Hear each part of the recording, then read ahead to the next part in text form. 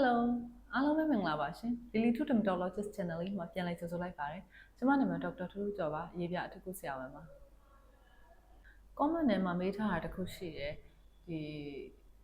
တင်းတိတ်ပေါ့နော် reels လေးတစ်ခုတင်လိုက်တယ်နော်အဲ့ဒီတင်းတိတ်မှာတင်းတိတ်ကဆက်လက်တောက်ချင်ရတယ်တင်းတိတ်ကိုပို့ဆိုးစေလားတဲ့ဟုတ်ပါတယ်ပို့ဆိုးစေရနော်ပို့ဆိုးတဲ့အကြောင်းရင်းတွေရှိတယ်အောက်မှာပြန်ပြီးတော့ရှင်းပြပေးမယ်နော်ပြီးရင်တချို့တွေကပြောရဲဆက်လက်မတောက်ဘူးပေါ့နော် vape ပဲဆိုတော့ vape ပဲတောက်တယ်ဒါပေမဲ့ vape နဲ့လေဆက်လက်ကကြတော့မတူဘူးဆိုပေမဲ့လည်းသူ chemical ပဲမတူတာဒါပေမဲ့ nicotine ပါတာတွေကတူတယ်အဲ့ဒီအတွက်ကြောင့်မလို့ဆက်လက်ရဲ့ effect เนาะဖြစ်မဲ့ skin ပေါ်မှာဖြစ်မဲ့အကျိုးသက်ရောက်မှုအဲ့ဒါတွေအကုန်လုံးကလည်း vape မှာဖြစ်တာအတူတူပဲဖြစ်မှာပဲသိလားနှစ်ခုစလုံးက nicotine ပါတာချင်းအတူတူပဲဆိုတော့လေသူတို့အတူတူပဲဖြစ်မှာပဲ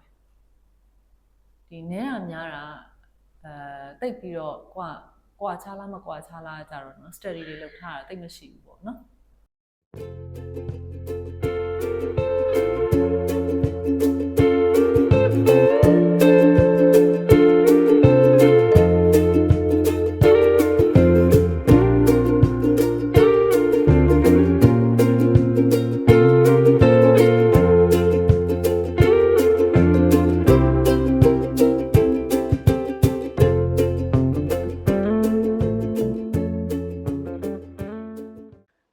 ဆက်လက်တောက်ခြင်းကြောင့်တင်းတိတ်ကိုပိုဆိုးစေတယ်ဘလို့ပိုဆိုးတာလဲဆိုလို့ရှိရင်သူဆက်လက်တောက်တဲ့သူတွေဆက်လက်တောက်လိုက်လို့ရှိရင်ဒီသွေးလက်ပတ်မှုကျတယ် decrease the blood flow ပေါ့နော်သွေးလက်ပတ်မှုကျတယ်အဲ့တော့သွေးလက်ပတ်မှုကျလို့ရှိရင်သူကဒီအရေပြား cell ပဲဖြစ်ဖြစ် bad cell ပဲဖြစ်ဖြစ်သူကအာဟာရရတာလေအာဟာရရတာ cell ကို nutrition တွေပေးတာအာဟာရရတာကကြ blood ကပဲပေးတာဒီသွေးရှိမှသာသူတို့ကအာဟာရရတာအဲ့တော့သွေးလေးရှိလို့ရှင်သူကဆူဆူပြေပြေလေးနဲ့ဖြစ်မယ်လေသွေးမရှိလို့ရှင်သူတို့အာဟာရမရအောင်အဲ့ဒါညှိုးနှွမ်းပြီးတော့ဒီ cell ကအာဟာရမရတဲ့အတွက်ရေငတ်တာလည်းဖြစ်ချင်းဖြစ်နိုင်တယ်အာဟာရမရှိဘူး vitamins တွေလည်းမရနိုင်ဘူးပေါ့နော်အဲ့တော့ဒီ cell အသစ်ဖြစ်ပေမဲ့လည်းသူကဒီတခြားသူရဲ့ cell အသစ်လို့တော့မလှနိုင်ဘူးပေါ့နော်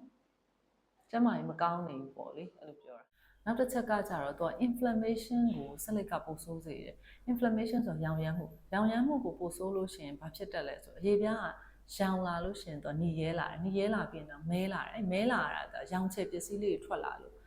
ဒီတင်းတိတ်ကလည်းသူ့ရဲ့သဘောတဘာဝကရောင်ချယ်ပစ္စည်းထွက်တာပဲလေ melanin ဆိုရောင်ချယ်ပစ္စည်းတွေများလာတာเนาะအဲ့နေရာမှာများလာတာအဲ့ဒါကြောင့်မလို့သူကဒီ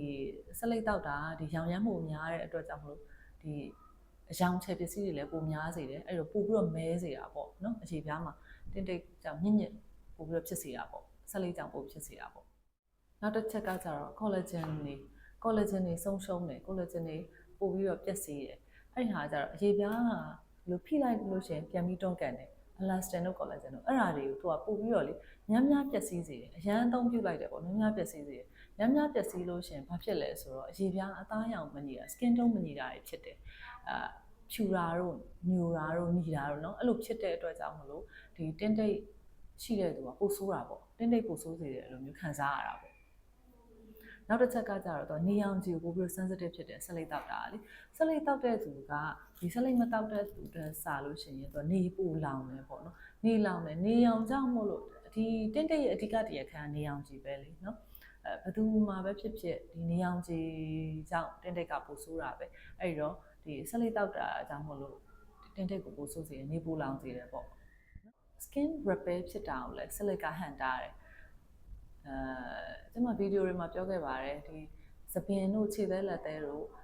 အရေပြားတို့ဆိုတာတနေ့အသစ်တွေပေါ်နေတာပဲအသစ်တွေပေါ်တဲ့ဟာကသူကအတိတာဆုံးပဲเนาะအသစ်တွေပေါ်မှသာကြီးလိုဟာတွေကကျွတ်ပါလေအဲ့တော့ပိုဟောင်းသွားတဲ့ cell ဆိုတာမဲမဲညူညူလေးတွေ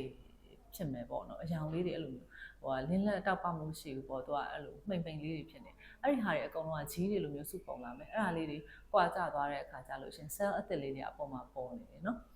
အဲ့ဒီဟာကိုအဲ့ process ကြီးတစ်ခုလုံးနှိပ်ကွေးစေတယ်ဒီဟန်တားတယ်ပေါ့ဆက်လက်တောက်တာအဲ့ဒါကြောင့်မလို့လေဒီတင်းတိတ်ကိုပိုဆိုးတယ်လို့မျိုးခံစားရစေတယ်အဲ့ဒါကြောင့်မလို့ကိုကတင်းတိတ်ကိုစိတ်ကူနေတယ်ဒါပေမဲ့ဆက်လက်တောက်နေတဲ့လူဆိုလို့ရှင်တော့เนาะ vape ပဲတောက်ဆက်လက်ပဲတောက်ပါတခြားသူ treatment ယူနေတဲ့သူချင်းအတူတူအောင်သူတို့ကပို့ပြီးတော့ဟို result ကတိတ်မသိတာဘူးပေါ့เนาะ effect ကနှေးနေမှာပေါ့အဲ့ဒါကြောင့်မလို့ဒီဆက်လက်တောက်တာက တင်းတိတ်တော့ဆိုတော့မကောင်းဘူးပေါ့ဒီကနေ့ကဒီလောက်ပါပဲကျမလှပတော့ရေးပြပိုင်ဆိုင်နေကြပါစေရှင်နောက်ထပ်ဗီဒီယိုလေးမှာထပ်ပြီးဆုံတွေ့မယ်နော် bye bye